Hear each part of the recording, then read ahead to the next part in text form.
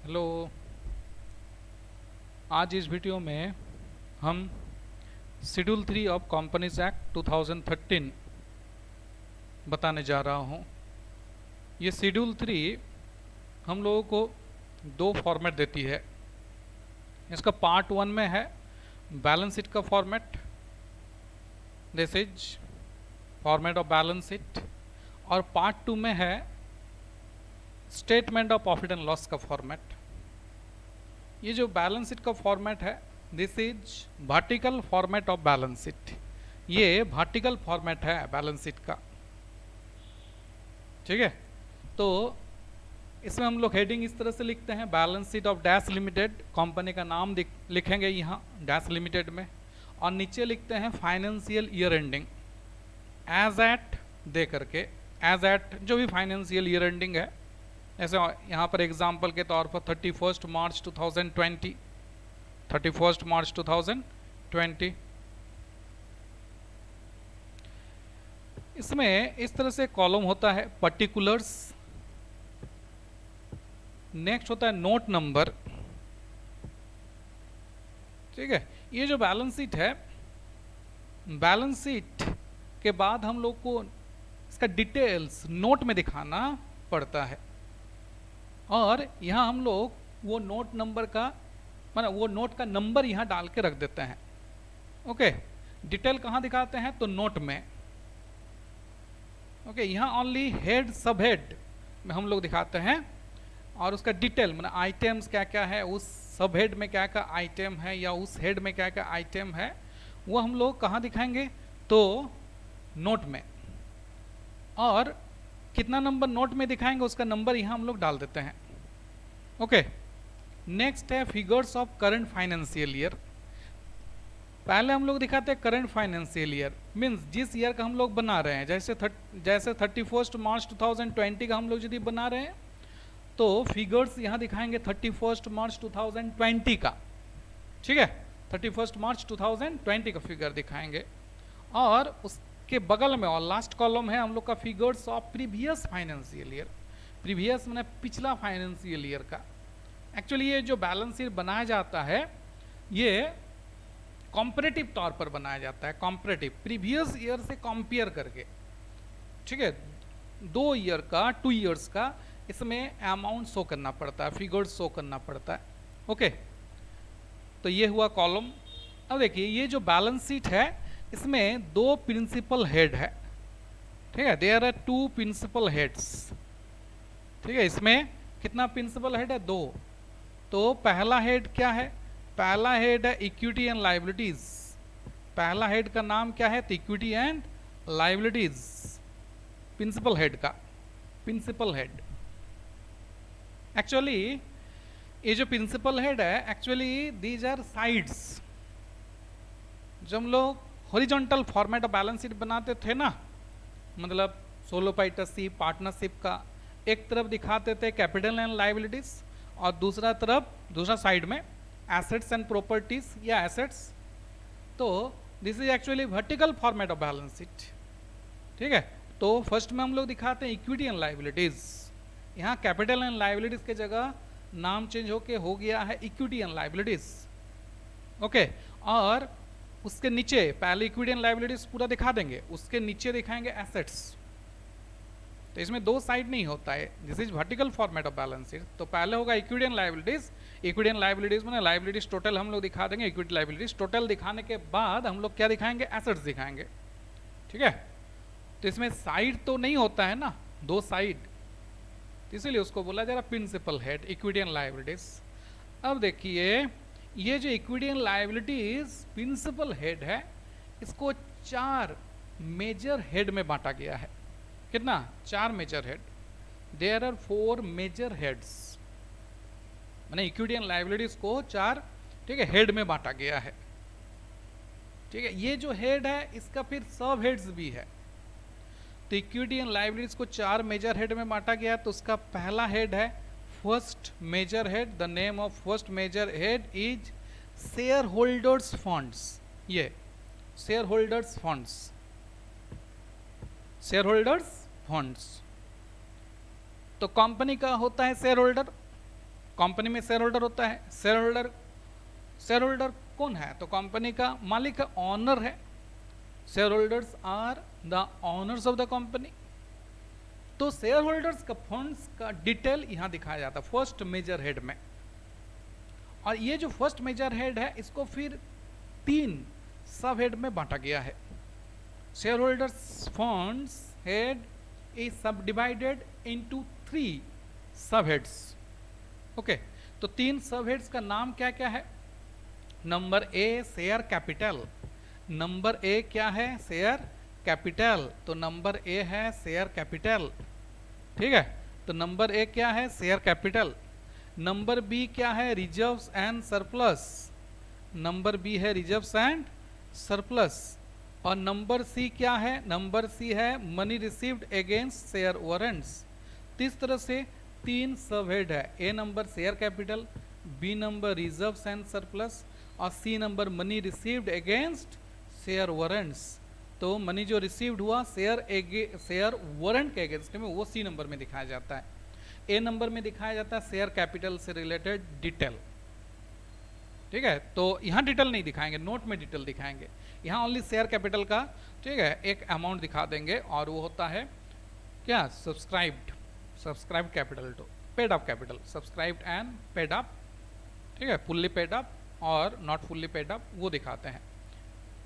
Next B number reserve and surplus. यहाँ various reserve surplus दिखाया जाता है, मैंने रिजर्व एंड सरप्लस का टोटल समराइज्ड, ठीक है, समराइज्ड में अमाउंट फिगर तो डिटेल तो नोट में दिखाएंगे। रिजर्व एंड सरप्लस में क्या क्या रिजर्व आएगा, क्या क्या सरप्लस आएगा, ठीक है, उसके बारे में भी अभी हम लोग डिस्कस करेंगे। रिजर्व एंड सरप्लस में क्या क्या आएगा ये सब। सी नंबर है money received against share warrants. Share warrant के अगेंस्ट में यदि कंपनी को कुछ मनी रिसीव्ड हुआ है उसके बारे में यहां दिखाया जाएगा। तो शेयर होल्डर्स फंड्स जो मेजर हेड है उसको 3 सब हेड में डिवाइड किया गया है। 3 सब हेड का नाम क्या क्या है? Share capital, reserves and surplus, money received against share warrants. समझ में आ रहा? तो शेयर होल्डर्स फंड को 3 सब हेड में डिवाइड किया गया है। Share capital, reserves and surplus, money received against share warrants. Okay, next major head का नाम है share application money pending allotment. Share application money pending allotment, share application money pending allotment. तो जितना भी शेयर एप्लीकेशन मनी कंपनी लेके रखी है लेकिन अभी तक उन लोगों को शेयर अलॉट नहीं किया, शेयर दिया नहीं, तो इस मेजर हेड में उस अमाउंट को दिखाया जाएगा कंपनी के द्वारा। ये जो मेजर हेड है इसका कोई सब हेड नहीं है, इसका कोई सब हेड नहीं है। Share application money pending allotment major head का कोई सब हेड नहीं है, ठीक है। तो इक्विटी एंड लायबिलिटीज जो प्रिंसिपल हेड है उसका 2 मेजर हेड हम लोग देखे यहाँ। Number 1 share holders fund, number 2 share application money pending allotment. Okay, next slide में हम लोग जाते हैं और इसमें हम लोग 3rd मेजर हेड देख रहे हैं जिसका नाम है नॉन करेंट लायबिलिटीज। क्या नाम है? Non current liabilities. Non current मतलब ये करंट नहीं है, these are not current liabilities, these are actually what? These are actually fixed liabilities. Okay, तो फिक्स्ड लायबिलिटीज को यहां क्या बोला गया? Non current liabilities. समझ में आ रहा है?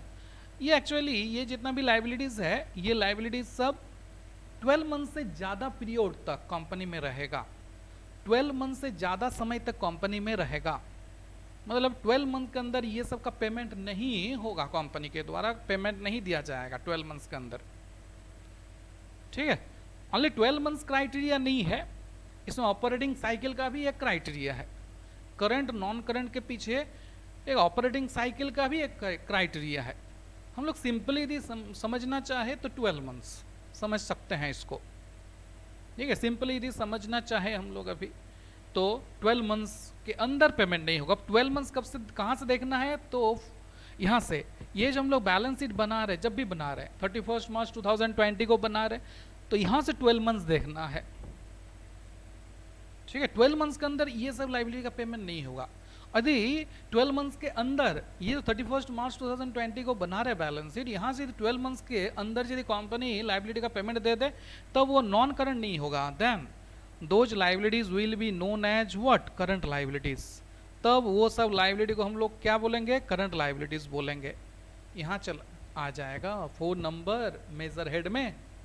करंट लाइबिलिटीज मीन्स जो लाइबिलिटी का पेमेंट वो जो बैलेंस शीट डेट है, बैलेंस शीट डेट से 12 मंथ्स के अंदर हो जाएगा। 2000 current liabilities, okay. And 12 months के अंदर यदि नहीं होगा तो क्या होगा, वो नॉन करंट लाइबिलिटीज।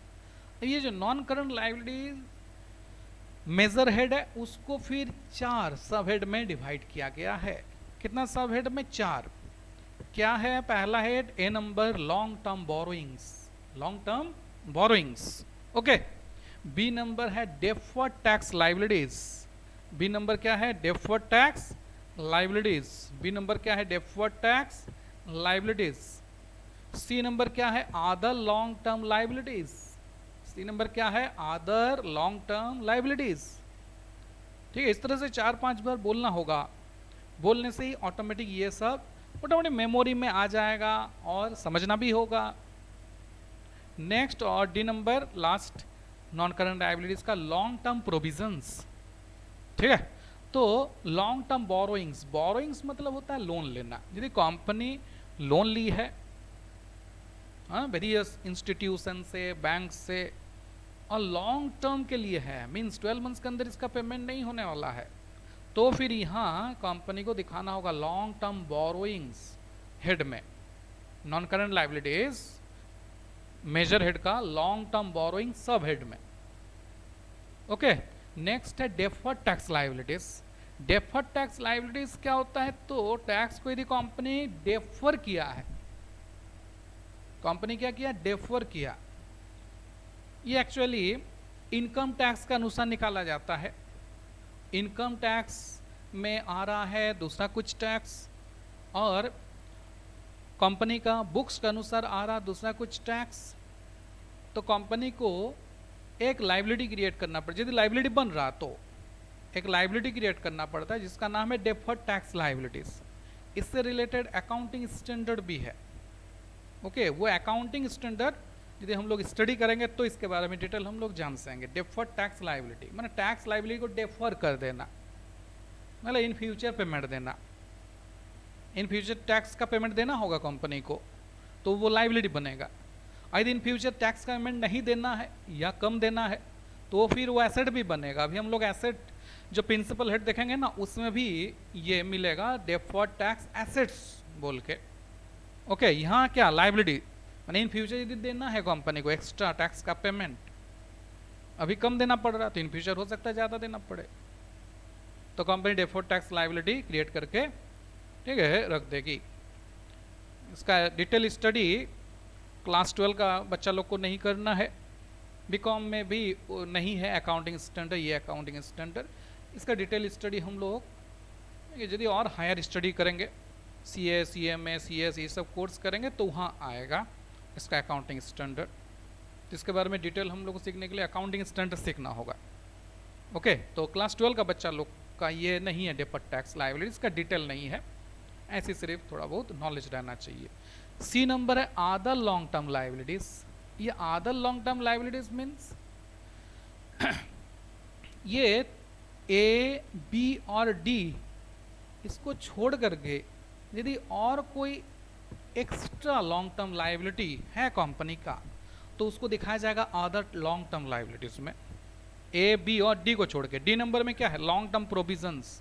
यदि कंपनी लॉन्ग टर्म प्रोविजंस बना के रखी है, इसमें क्या क्या आइटम हो सकता है अभी हम लोग देखेंगे नीचे डिटेल। ठीक है, लॉन्ग टर्म प्रोविजन यदि कंपनी बना के रखी है तो यहाँ दिखाएगी कंपनी कहाँ, लॉन्ग टर्म प्रोविजंस सब हेड में, नॉन करंट लायबिलिटीज का लॉन्ग टर्म प्रोविजन सब हेड में। ओके, और ये 3 हेड छोड़ करके मैंने लॉन्ग टर्म बोरोइंग भी वो नहीं है, डेफर्ड टैक्स लायबिलिटी भी नहीं है, लॉन्ग टर्म प्रोविजन भी नहीं है, लेकिन है non current liabilities, then those liabilities will be shown under sub head other long term liabilities, ये other long term liabilities sub head में वो दिखाया जाएगा। ओके तो ये है non current liabilities major head. और फोन नंबर मेजर हेड का नाम क्या है? Current liabilities. करंट मतलब बोले यदि 12 मंथ्स के अंदर या ऑपरेटिंग साइकिल जो कंपनी का है उसका अंदर यदि पेमेंट हो जाएगा लाइबिलिटीज का, then those liabilities will be current liabilities. Okay जैसे देखिए यहाँ पर था लॉन्ग टर्म बोरोइंग्स, यहाँ क्या था? Non current liabilities. हम लोग क्या देखे? Long term borrowings. तो हो सकता है कंपनी का कुछ शॉर्ट टर्म बोरोइंग्स है। Short term borrowings means what? ऐसा लोन जिसका पेमेंट कंपनी 12 मंथ्स के अंदर दे देगी, पेमेंट कर देगी। ठीक है, ये जो ईयर एंडिंग है, ईयर एंडिंग या रिपोर्टिंग ये पीरियड, ठीक है, उसका 12 मंथ्स के अंदर कंपनी पेमेंट दे देगी, शॉर्ट टर्म बोरोइंग्स में आ जाएगा वो सब। नेक्स्ट बी नंबर है ट्रेड पेबल। ट्रेड पेबल में क्या क्या आता है? ट्रेड पेबल में आता है संडे क्रेडिटर्स और बिल्स पेबल। संडे क्रेडिटर्स और bills payable. Trade payable, trade means company trade के लिए, मैंने उधार में यदि कुछ सामान खरीदी थी कंपनी क्रेडिटर्स से और उसका पेमेंट देना है कंपनी को 12 मंथ्स के अंदर, then those creditors will be shown under trade payable subhead of non-current liabilities measure head. Okay, trade payable और ट्रेड पेबल में आता है संडे क्रेडिटर्स और बिल्स पेबल। ठीक है, संडे क्रेडिटर्स और बिल्स पेबल, ज़्यादातर ये दो ही तो आता है ट्रेड पेबल में, संडे क्रेडिटर्स बिल्स पेबल। अभी क्या क्या आता है आइटम अभी हम लोग देखेंगे। ठीक है, ये शॉर्ट डिस्कशन कर रहे हैं, अभी हम लोग देखेंगे नीचे जाके। Next other current liabilities. ठीक है, सी नंबर। और डी नंबर क्या है? Short term provisions. तो शॉर्ट टर्म प्रोविजंस यहाँ क्या था? Long term provisions. Non current liabilities का डी नंबर सबहेड क्या था? Long term provisions. लंबा समय के लिए यदि कंपनी प्रोविजन क्रिएट की है तो लॉन्ग टर्म प्रोविजन में आएगा। और short term provisions, short term ना, कुछ ही दिन बाद वो प्रोविजन का पेमेंट हो जाएगा, वो प्रोविजन खत्म हो जाएगा। प्रोविजन क्यों क्रिएट कर दी है कंपनी? कोई लाइबिलिटी का पेमेंट देने के लिए। इन फ्यूचर कोई लाइबिलिटी है कंपनी को, उसका पेमेंट देना है। ठीक है, हाँ, कंपनी को पता है कि भाई इस लाइबिलिटी का पेमेंट देना है या कोई लॉस होने वाला है, कंपनी को पता चल रहा है, उसके लिए प्रोविजन क्रिएट करके रखी। तो शॉर्ट टर्म के लिए जीती है, माने 12 मंथ्स के अंदर वो प्रोविजन क्लियर हो जाएगा, देन शॉर्ट टर्म। और 12 मंथ्स के बाद होगा तो लॉन्ग टर्म। सी नंबर क्या था? Other current liabilities. माने ये तीन हेड में यदि नहीं हुआ वो अदर करंट लाइबिलिटीज में लिखा जाएगा। So these are 4 what? Major heads of equity and liabilities principal head. तो इक्विटी एंड लाइबिलिटीज में 4 मेजर हेड है। नंबर 1 क्या? Share holders fund. नंबर 2 क्या? Share application money pending allotment. Number 3 non current liabilities and number 4 current liabilities. Okay, तो पहला जो major head है उसका फिर कौन सब हेड है? 3 sub head. Share holders fund major head का कितना सब हेड है? 3 sub head. Share capital, reserves and surplus, money received against share warrants. Second जो मेजर हेड है उसका कोई सब हेड नहीं है। सेकंड मेजर हेड का नाम क्या है? Share application money pending allotment. Third जो मेजर हेड है उसका नाम क्या है? नॉन करंट लाइबिलिटीज, और उसका फिर 4 सब हेड है। 4 सब हेड का नाम क्या है? तो A number long term borrowings, B number deferred tax liabilities, C number other long term liabilities, D number long term provisions. Okay, 4 number जो मेजर हेड है वो फिर 4 सब हेड में बटा हुआ है। 4 नंबर मेजर हेड का नाम क्या है? Current liabilities. उसका 4 सब हेड का नाम क्या है? Short term borrowings, trade payables, other current liabilities, short term provisions. Okay, ठीक है, तो ये चारों मेजर हेड का टोटल हम लोग यदि कर देंगे then it will be total of equity and liabilities principal head. ठीक है, ये चारों हेड का हम लोग यदि टोटल कर देंगे तो ये इक्विटी एंड लाइबिलिटीज जो प्रिंसिपल हेड है उसका टोटल आ जाएगा। ओके, नेक्स्ट अब प्रिंसिपल हेड आ गया एसेट्स। अब ये जो एसेट्स प्रिंसिपल हेड है इसको 2 major head, only 2 major head. Assets principal head का मात्र 2 मेजर हेड है। ठीक है, पहला क्या? नॉन करंट एसेट्स, और दूसरा क्या? करंट एसेट्स, बस। ठीक है, एसेट्स जो है उसको उसका मैंने दो क्लासिफिकेशन किया गया, non current assets and current assets. अब नॉन करंट मतलब फिक्स्ड और करंट मतलब करंट, समझ में आ रहा है? तो नॉन करंट एसेट्स जो मेजर हेड है उसको फिर नॉन करंट एसेट जो मेजर हेड है उसको फिर 4 सब हेड में बांटा गया है। क्या क्या? तो ए नंबर है क्या? ए नंबर है property plant and equipment, property plant and equipment, ठीक है, property plant and equipment. B number है non current investments, non current investments. C number है deferred tax assets. D number, अच्छा ये सी लिखा गया, अच्छा उसको डी करना होगा, long term loans and advances. और ई नंबर, अच्छा इसमें, हाँ इसमें पांच सब हेड होता है, 4 नहीं, सॉरी 5 सब हेड होता है, वहां से लिखा गया था, हम डी देख लिए थे इसीलिए बोल दिए 4 नहीं, 5 सब हेड होता है।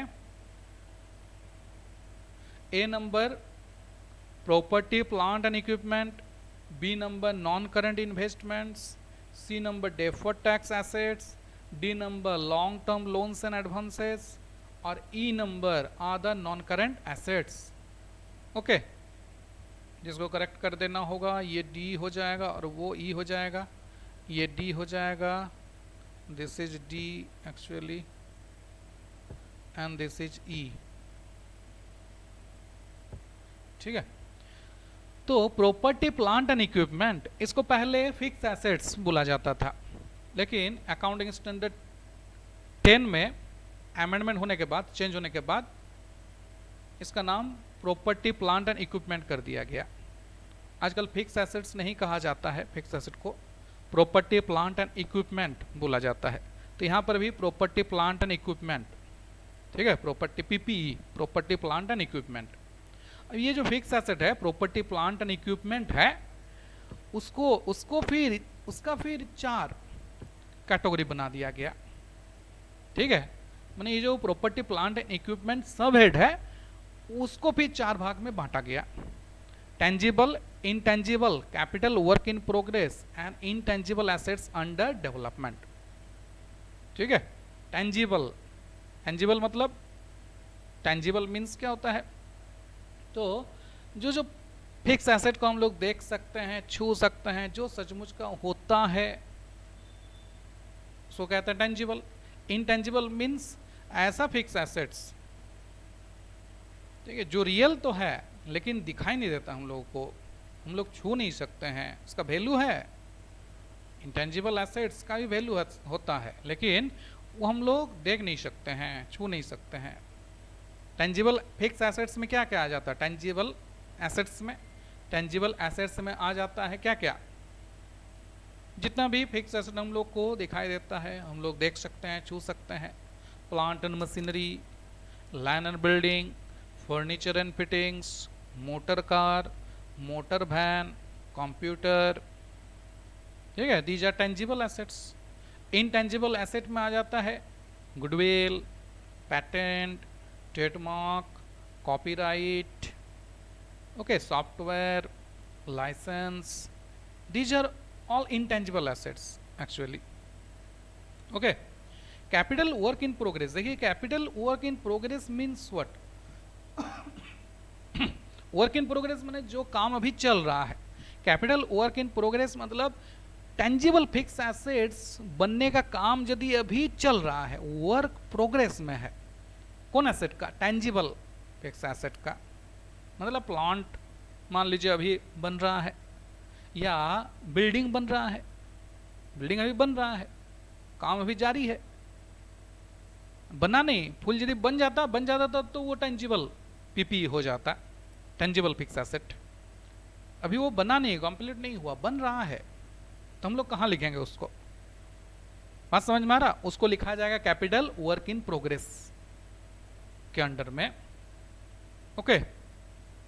बिल्डिंग बन रहा है, कुछ काम हुआ है, तो या प्लांट अभी पूरा एस्टेब्लिशमेंट नहीं हुआ, पूरा इंस्टॉल नहीं हुआ, ठीक है, काम भी जारी है, then it will be shown under capital work in progress. और यदि पूरा बन जाए, बन के कंप्लीट हो गया, तो फिर हम लोग टेंजिबल में दिखा देंगे उसको। बात समझ में आ रहा?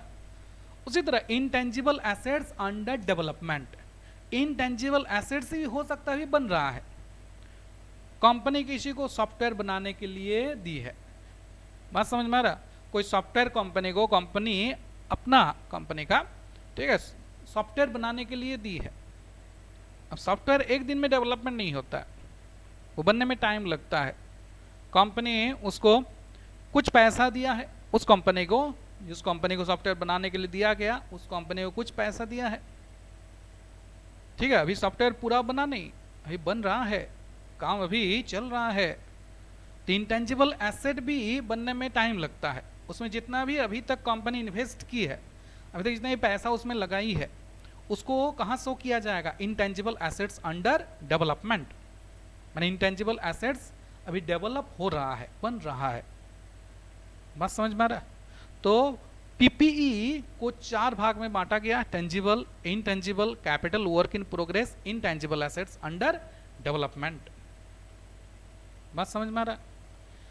ओके, नेक्स्ट है B number, non current investment.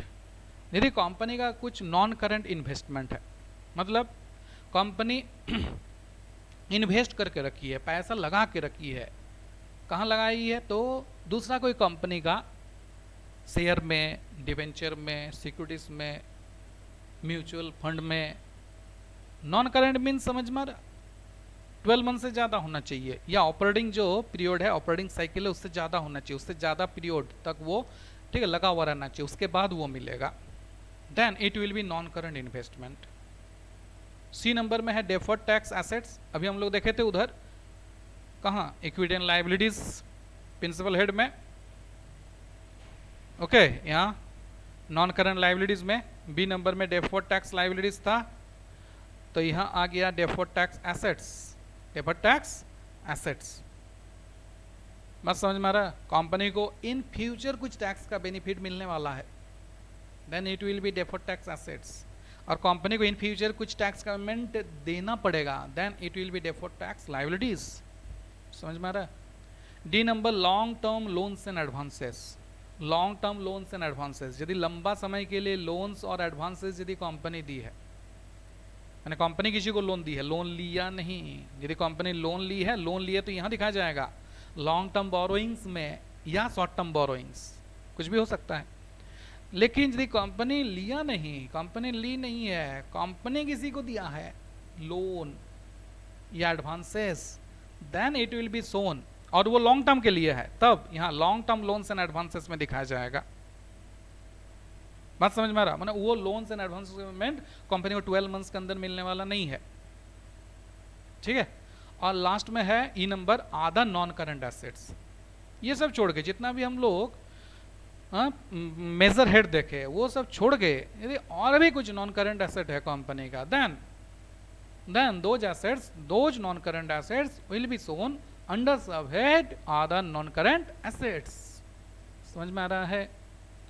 तो ये क्या हुआ? ये नॉन करंट एसेट का वेरियस क्या हेड्स, ठीक है, वेरियस नॉन करंट एसेट्स का सब हेड्स। ए नंबर में property plant and equipment, B number non current investment, C number deferred tax assets, D number long term loans and advances, E number other non current assets, ठीक है। Property plant and equipment फिर 4, ठीक है, category में बटा हुआ था, tangible, intangible, capital work in progress, intangible assets under development. अब हम लोग देख रहे हैं करंट एसेट्स। ये जो करंट एसेट्स है, करंट एसेट्स जो है, इसको फिर 6 सब हेड में बांटा गया है। ए नंबर में है करंट इन्वेस्टमेंट। ये जो हम लोग पढ़ेंगे और याद करने की कोशिश करेंगे, थोड़ा क्या करना होगा, थोड़ा कंपेयर करके भी याद करना होगा। नॉन करंट एसेट में क्या था? पहले property plant and equipment. Current asset में प्रॉपर्टी प्लांट एंड इक्विपमेंट नहीं आ सकता, इसीलिए इसका जो बी नंबर था नॉन करंट इन्वेस्टमेंट, ये जो नॉन करंट इन्वेस्टमेंट था, ये जो नॉन करंट इन्वेस्टमेंट था, ये कहाँ आ गया? नॉन करंट इन्वेस्टमेंट, ठीक है, नॉन करंट इन्वेस्टमेंट यहाँ आ गया करंट इन्वेस्टमेंट बोल के। क्या बोल के आ गया, current investment. Okay, next B number में है trade receivable. Trade receivable, trade receivable means होता है सन्डी डेटर्स और बिल्स रिसीवेबल। मैंने कंपनी यदि उधार में गुड्स क्या सोल्ड की है और उसका पेमेंट इन फ्यूचर मिलने वाला है कंपनी को, मैंने डेटर, डेटर किसको कहते हैं, जिससे इन फ्यूचर पैसा मिलेगा, जिसको उधार में बेचा गया। Bill receivable means bill receivable भी एक तरह से डेटर ही होता है। यदि डेटर से हम लोग बिल क्या लिखवा लिए then it will be bill receivable. Okay, C number है inventories. Inventories means stock, various type का स्टॉक हो सकता है कंपनी के पास। ओके, जैसे फिनिश गुड्स का स्टॉक हो सकता है, उसके बाद रॉ मटेरियल का स्टॉक हो सकता है, वर्क इन प्रोग्रेस का स्टॉक हो सकता है। ये जो इन्वेंट्रीज है, इन्वेंट्रीज में लूज टूल्स भी आ जाता है, अभी देखेंगे हम लोग, आइटम्स देखेंगे। डी नंबर में है cash and cash equivalence. Cash और कैश के जैसा, माने cash in hand, cash at bank, ये चेक इन हैंड, ये सब आता है कैश एंड कैश इक्विवेलेंट में। फिर है short term loans and advances. Short term के लिए यदि कंपनी लोन दी है, उधर हम लोग क्या देखे थे, long term loans and advances. यहाँ क्या है, short term loans and advances. क्या उसमें भी सेकंड लास्ट में था, यस। क्या इसमें भी सेकंड लास्ट में है, यस। और इसमें लास्ट में हम लोग क्या देखे थे, नॉन करंट एसेट्स में अदर नॉन करंट एसेट, इसमें क्या है, अदर करंट एसेट्स। बात समझ में आ रहा। तो इसका जो ए नंबर था प्रॉपर्टी प्लांट इक्विपमेंट, वो करंट एसेट में नहीं होता है, इसीलिए उसका सेकंड नंबर मैंने B number. Non current investment यहाँ आ गया, नॉन करंट नहीं, यहाँ करंट बोल के आएगा। कंपनी इन्वेस्ट किया है लेकिन करंट में उसका पेमेंट मिल जाएगा, कंपनी पैसा लगाई है शेयर में, डिबेंचर में, कोई कंपनी का सिक्योरिटीज में, और 12 मंथ्स के अंदर उसका पेमेंट मिल जाएगा, मिलने वाला है 12 मंथ्स के अंदर, मैंने मैच्योर हो जाना है 12 मंथ्स के अंदर। Then those investments will be shown under current investments. ठीक है, तो ये नॉन करंट एसेट्स और करंट एसेट्स का हम लोग यदि टोटल कर देंगे, यहाँ टोटल का दागी खींचना होगा, तो टोटल यदि कर देंगे then it will be what, asset का टोटल बन जाएगा, एसेट जो प्रिंसिपल हेड है उसका। इस तरह से vertical format of balance sheet होता है। इसका हम लोग देख लेते हैं थोड़ा सा डिटेल नोट में, हम लोग कैसे ये सबको दिखाते हैं। तो A number share capital. Share capital को कैसे दिखाया जाएगा, तो शेयर कैपिटल में दिखाना पड़ता है पहले ऑथोराइज्ड, ऑथोराइज शेयर कैपिटल कितना है कंपनी का, ऑथोराइज्ड। ठीक है, फिर दिखाना पड़ता है issued, subscribed and fully paid, issued, subscribed and fully paid, and which are issued, subscribed but not fully paid. Authorise दिखाना है, फिर issued, subscribed and fully paid. Fully paid मैंने पूरा पैसा जो दे दिया, कोई कॉल्स इन एरियर्स बोल के कुछ नहीं है, एरियर्स कुछ नहीं है, शेयर होल्डर लोग पूरा पैसा दे दिया, तो उसको दिखाया जाएगा issued, subscribed and fully paid बोल के। और यदि कुछ शेयर होल्डर कुछ पैसा बाकी रख दिया है, मैंने issued, subscribed but not fully paid में उसको दिखाना पड़ेगा। क्या बोल रहे हैं, समझ में आ रहा? Issued, subscribed and fully paid, issued, subscribe but not fully paid. ठीक है, उसके बाद पार वैल्यू ऑफ शेयर दिखाना होगा, एक शेयर का पार वैल्यू कितना है। पार वैल्यू मीन्स जो मेमोरेंडम में शो किया गया है, इशू प्राइस नहीं, पार वैल्यू दिखाना होगा। इशू तो ज़्यादा में भी हो सकता है, ठीक है, तो पार वैल्यू दिखाना होगा। Shares outstanding at the beginning and at the end of the reporting period. Reporting period के एंड में, मैंने पहले इस रिपोर्टिंग पीरियड स्टार्ट होने के पहले कितना शेयर्स आउटस्टैंडिंग था, और रिपोर्टिंग पीरियड के एंड में, मैंने फाइनेंशियल ईयर एंडिंग में जब हम लोग बना रहे बैलेंस शीट, उस दिन कितना शेयर आउटस्टैंडिंग है। Calls unpaid means calls in arrears, unpaid कितना है। और फॉरफिट, यदि कुछ शेयर फॉरफिट कर लिया गया, फॉरफिट मतलब समझ में आ रहा, ये कुछ शेयर होल्डर पैसा नहीं दिया, एरियर रख दिया, उन लोग को ड्यू नोटिस भेजा गया, फिर भी नहीं दिया, तो कंपनी क्या करती है, शेयर को फॉरफिट कर लेती है। जितना फॉरफिट किया गया उसका भी यहाँ डिटेल दिखाना होगा शेयर कैपिटल के अंडर में। मैंने शेयर कैपिटल जो सब हेड है उसमें हम लोग क्या क्या दिखाएंगे, समझ में आ रहा, ऑथोराइज कैपिटल दिखाएंगे, issued, subscribed and fully paid number of shares par value के साथ, और issued, subscribe but not fully paid. बात समझ में आ रहा। फिर shares outstand at the beginning and at the end, ये हम लोग क्वेश्चन सॉल्व करने का पर्पस के लिए बिगिनिंग और एंड के एंड में कितना शेयर है ये दिखाना नहीं पड़ता, ये कंपनी को दिखाना पड़ता है प्रैक्टिकल लाइफ में। हमें क्वेश्चन सॉल्व करने के पर्पज़ के लिए नहीं दिखाना पड़ता है। कॉल्स अनपेड दिखाना होगा, मैंने एरियर उरियर, और फॉरफिटेड शेयर, कितना शेयर कंपनी फॉरफिट कर ली उसका detail. Next reserve and surplus में हम लोग क्या क्या दिखाएंगे, वेरियस टाइप का रिजर्व। वेरियस टाइप का रिजर्व क्या क्या हो सकता है, इसे थोड़ा याद करके रख देना होगा, ये क्वेश्चन में मिलेगा तो हम लोग दिखा देंगे। यस, ये जो भी रिजर्व बोल के कुछ भी लिखा हुआ रहे ना, वो रिजर्व एंड सरप्लस में ही आ जाता है। जैसे क्या, जैसे capital reserve, capital redemption reserve, securities premium. हाँ, यदि कंपनी प्रीमियम में शेयर इशू की है, प्रीमियम इशू करने पर जितना प्रीमियम का अमाउंट है वो कहाँ शो किया जाता है, एक सेपरेट अकाउंट में शो किया जाता है ना, उसका नाम क्या है, सिक्योरिटीज प्रीमियम अकाउंट। वो सिक्योरिटीज प्रीमियम का अमाउंट को यहाँ दिखाना पड़ेगा रिजर्व एंड सरप्लस में, शेयर कैपिटल के अंडर में नहीं, रिजर्व एंड सरप्लस के अंडर में। Okay, debenture redemption reserve, devaluation reserve, all are reserve. अच्छा, ये सरप्लस है, सरप्लस मैंने प्रॉफिट एंड लॉस का बैलेंस, प्रॉफिट हो चाहे लॉस हो, प्रॉफिट यदि होगा तो प्लस में दिखाया जाएगा, और यदि लॉस होगा कंपनी का तो माइनस में, नेगेटिव। और यदि कुछ भी और भी रिजर्व है, अदर रिजर्व बोल के लिखा हुआ है, और भी यदि कंपनी का कुछ रिजर्व है उसका नाम देकर उसको दिखाना है यहाँ।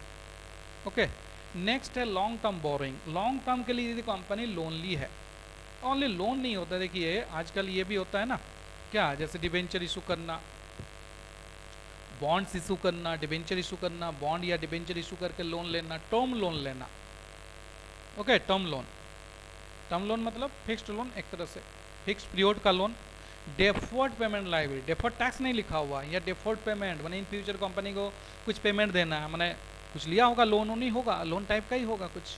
डिपॉजिट यदि कंपनी लेके रखी है, डिपॉजिट्स, ओके, तो लॉन्ग टर्म बोरोइंग्स में दिखाया जाएगा। थोड़ा बहुत ये सब याद रखना होगा, ठीक है। 12 का स्टूडेंट्स को तो याद रखना है ये सब, बाकी बीकॉम का या और भी हायर स्टैंडर्ड जो स्टूडेंट्स है उन लोग ये सब मोटा मोटी बनाता है तो समझ में आ जाता है।